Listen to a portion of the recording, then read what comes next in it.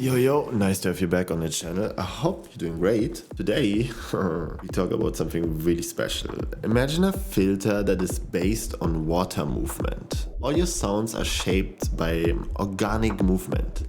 We all know what I'm about to show you, and if not, get ready. This is one of a kind. So, in Ableton, first of all, we talk about this Slink Filter, of course. That thing is crazy. It's nothing new. We all know it. Some things that some people don't know. Dorisborg itself built this thing for Michelle, who runs Hypnos Records. And the filter is based on water movement and have 64 bandpass filter shaping the sound. This thing is, like water movement. You can see it here right now. It's just really organic. Have everything you need from a filter, plus you can have phase issues that coming, and they are kind of nice because it gives you a really cool stereo image also when the thing is moving. And today I want to show you 3 really cool tricks how I use this thing to literally shape any sound how you want, because this is a no-brainer, that thing. And first of all, this is what we're doing.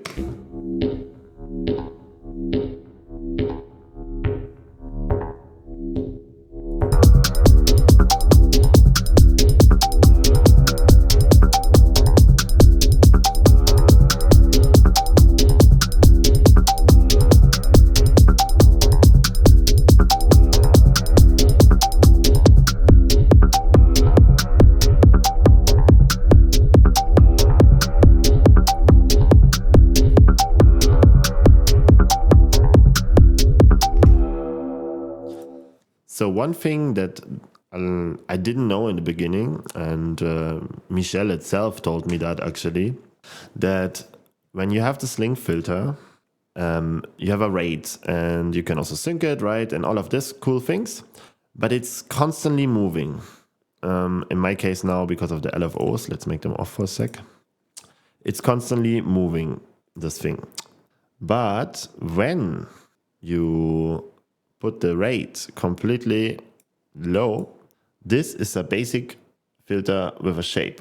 So it's static. And I didn't know that because now you can move all of these bands manually with, an LFO, an envelope follower, whatever you want.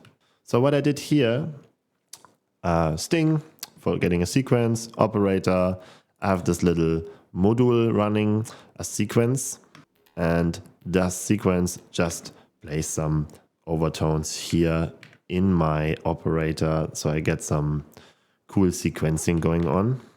And then all of this goes into the Slink filter, and I map it with an envelope follower and an LFO.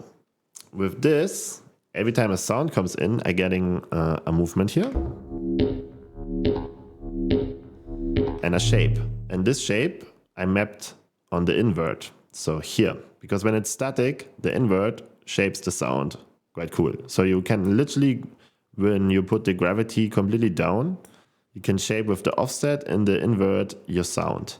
Then I put an LFO on the ripples and give them like a really low range, 55, 30. So just give them a little range, and then you're getting a really cool shape here.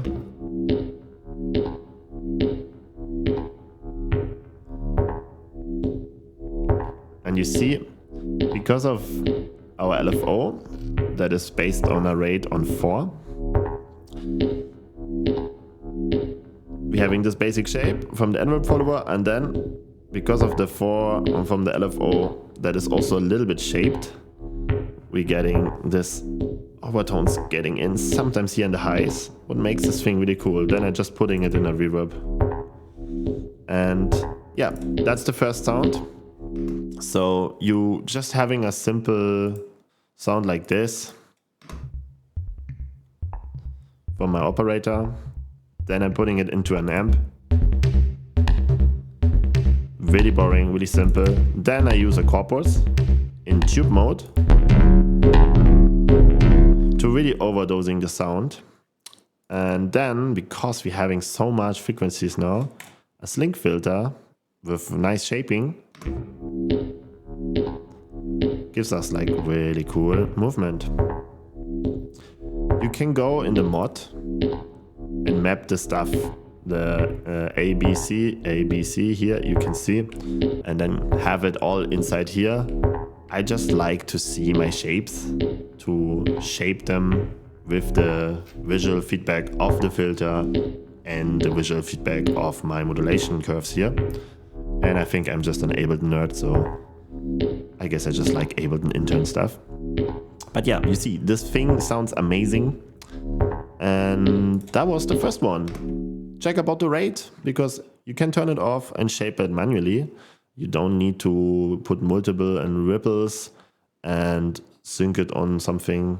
You can do that, of course, but make your own shapes. Something I didn't know in the beginning. Number one. Then number two is a random sound opening. So what I did here is the same. I was really lazy just for the tutorial. I built this all now. We're having an operator playing a sequence. Let's make the filter off. Really low. With the module, I'm getting some overtones because I put some modulation here. And then, again, corpus, overdosing it. That works really well, because then we're putting a Slink and let it, this time, synced on 2 with a little bit of ripples and multiple. Again, gravity is really important. You put it completely to the right, blip, so it's actually down, and just the waves getting some sounds in.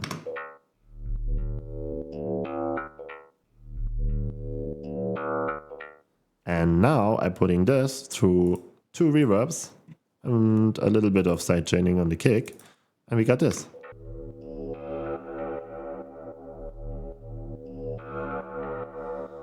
So you see, you can just random let the Slink filter opening your sound and sending that then into reverb, delays, whatever. So again, it's really cool, kind of drone maker. And this is also one technique how I love to use this thing, because in context, this is really cool.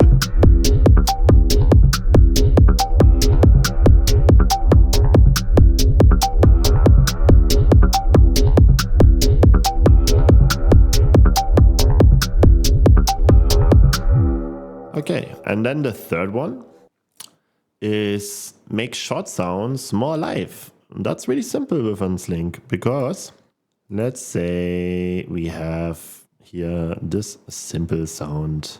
Again, I just use the same sequence to just give some overtones.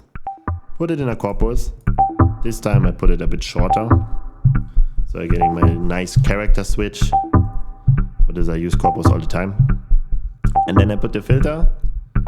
And in this case, it's important that you kind of use, in my case now, techno 1/4 sync, because it just makes sense. It kind of shapes the sounds based on a clock. If you want like a 1/2 shape, it gives you this like forward back move. If you put it 1/4, it's more like a hat bang. So, and this is just a simple way to shape it. If you then put it like into like a really small reverb, and then pushing it with raw,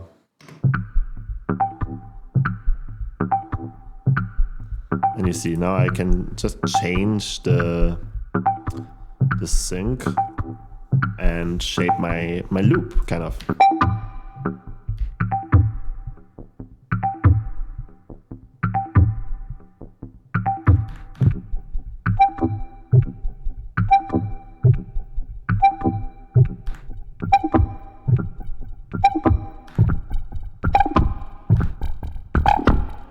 You can oscillate it again. Like in my last video where I showed you how you do that with the phaser. You can even put this plus the phaser on top, and then it would be like a super crazy sound. But let's say we keep that on 4. And this full thing without the Slink would be just this.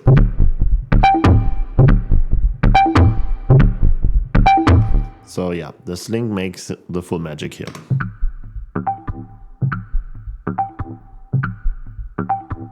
Yeah, and this in context sounds, for me, always super nice. For me, the Slink filter is a no-brainer.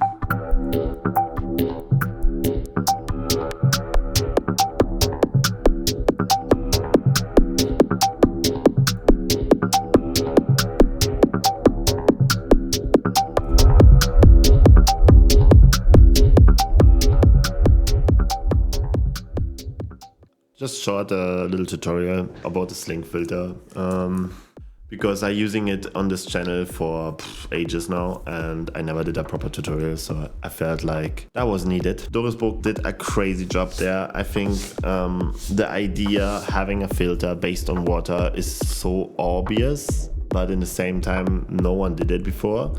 And Hypnos Records, I think on this channel I don't have to tell you that you have to check out this label. Plus the devices, they also have a Slink LFO that is kind of same based, just for modulation. So you have like a lot of LFO shapes that like based on water changing. And the full Slink pack is actually a quite cool pack that you should check out. The full pack is really nice, but the filter for me was always the no-brainer. You get everything in one device. You have modulation, you have the filter, you have panning because of the phasing you get. Everything in one package. Just fucking get it and thank me later. Have a nice week. Like and subscribe. We see you soon. Peace.